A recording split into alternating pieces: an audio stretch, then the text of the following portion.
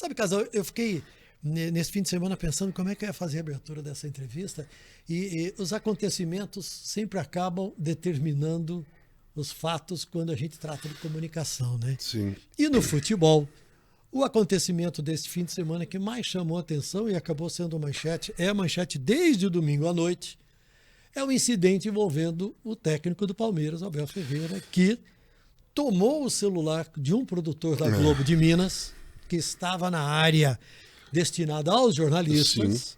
que é a chamada zona mista, né? Zona mista. Zona mista é uma área onde os jogadores passam após a partida, né, E vão dão uma pro paradinha vestiário, ali, o cara dão dá uma paradinha. Se o cara quiser parar, ele para. Se não quiser, não para, mas os jornalistas estão todos ali num corredor, assim, né? O fato é que o diretor de futebol do Palmeiras parece que fazia uma reclamação com o quarto árbitro. E o Abel estava tentando entregar uma camisa para o quarto árbitro. Aliás, o quarto árbitro recusou. Claro, eles têm que recusar, você sabe. A equipe de arbitragem, ela não pode aceitar presentes de clube nenhum.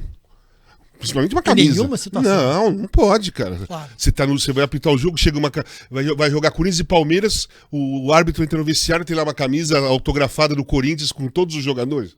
Cara, pode ser uma coisa inocente, mas gera uma desconfiança de agradar o cara para ver se, né? É um exemplo que eu tô dando. Então, o Abel querendo dar a camisa pro quarto árbitro, cara, se o quarto árbitro pega a camisa, o escândalo ia ser muito maior do que esse que nós estamos conversando aqui. Pois é. E aí foi notícia porque o Abel tomou o celular do produtor, em seguida ele devolveu, mas ele falou: o futebol brasileiro está desse jeito por causa de vocês e tal. Que avaliação você faz desse incidente, Casal? Não, o Abel, assim, ele passou do limite. Passou do limite, né? Apesar que no futebol, esse tipo a relação jornalista, treinadores e jogadores nunca teve um limite. Falharam lá atrás.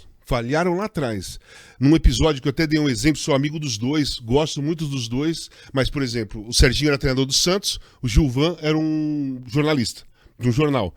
E ele estava no vestiário, o Serginho ouviu alguma coisa, achou que era o Gilvan, foi lá e agrediu, deu uma cabeçada no Gilvan. Naquele dia, já tinha que ter a CBF, a Federação Paulista, já tinham que ter tomado uma providência em relação a esse tipo de problemas, né? Foi uma agressão física. Depois, o Abel já chutou o microfone, como muitos já chutaram. Eu não condenei, nem critiquei o Abel ali, eu falei exatamente isso. O Vitor Pereira fez, o Luxemburgo já fez. O Luxemburgo entrava no campo, ele arrancava os 2 microfones que a TV Globo colocava ali e ele jogava longe, porque ele não queria que... Ouvisse, hein? Não é que falando. Não, os palavrões. Os palavrões, porque ele fala muito palavrão. Exatamente. Então, só que agora é o seguinte, o Abel, cara, ele agiu como um ditador. Você tomar o telefone, o celular de um cara da imprensa que está filmando, você está censurando o que o jornalista estava fazendo, com todo o direito. Se apropriando de algo que não é seu. Se apropriando de algo que não é seu e usando como censura. Censura. A gente viu isso muito nos últimos 4 anos aí, né, do governo Bolsonaro. Derrubar a câmera, agredir cinegrafista, E o Abel fez a mesma coisa. Né? Então foi condenável. As falas dele também, tanto que o futebol brasileiro está assim por causa de pessoas como vocês, ele falou pro produtor. Nenhum sentido. A outra tem coisas que não devem ser publicadas. Tem coisas que ficam dentro do futebol. Que a imprensa não pode saber. Cara, tudo que é legítimo, todo mundo pode saber. O que não é legítimo é que as pessoas escondem e falam que não pode saber. Eu concordo assim, você está dentro do vestiário, você vai dar instrução para os seus jogadores, né? Não tem que estar ninguém lá, como não tem mesmo. Ali sim é uma coisa que os jornalistas não podem saber, nem ninguém, porque ele está dando instruções ali, conversando com os jogadores. Mas ali fora, cara, o que é legítimo se fala em voz alta. Então não existe isso que você não pode saber, né? Então eu acho que ele... outra coisa que ele falou, que é uma coisa corriqueira de quem tem uma atitude desse tipo se eu ofendi alguém, você me desculpe, não era a minha intenção. Isso aí racista fala, homofóbico fala, machista fala, agressor de mulher fala, eles falam isso. Quando o cara é pego fazendo racismo ou com atitude homofóbica ou machista, assédio sexual, assédio moral, o que eles falam? Não foi bem assim. Não era a minha intenção. Cara, uma resposta que não faz sentido. Né? É uma resposta que condena. Sim. Né? Sim. A CBF fala que o Abel pode ser suspenso de 1 a 6 partidas por causa dessa atitude. Sim. Você acha que isso vai acontecer? Eu acho que deveria acontecer. Porque, por exemplo, o Diniz no São Paulo já teve aquele comportamento com o Tietê. Né? Tudo bem, foi o treinador com o jogador, sabe? Mas passou muito do ponto. O São Paulo não tomou providência nenhuma naquela época, ninguém falou nada, criticamos, mostrando que ele estava fazendo uma agressão verbal, ridicularizando o Tietê, mas nada aconteceu. Se não acontecer nada, eu falei ontem no programa do UOL, é que nem futebol americano, Tramontina. Os caras vão ganhando jardas. Agora tomou o celular, né? Tomou o celular do cara. Se não der limite, na próxima vai avançar. Mais uma jarda. O que seria avançar depois que você toma o celular do cara? Um tapa no rosto? Um empurrão? Um soco? Então, já estamos perto de um limite de que a relação pode virar agressão. Você acha que jogadores... É só uma coisa, eu não estou falando que é responsabilidade do Abel, não. Sim. Tá? Isso aí vem de anos e anos no futebol brasileiro. Não é específico... De décadas e décadas, só que o Abel fez isso no domingo passado, então o exemplo que nós estamos pegando é o Abel. Vê se na Premier League acontece isso. Vê se algum treinador na Premier League faz isso. Vê se tem gritos racistas ou alguém imitando macaco para alguém na Premier League. Ou gritos homofóbicos na Premier League. Por quê?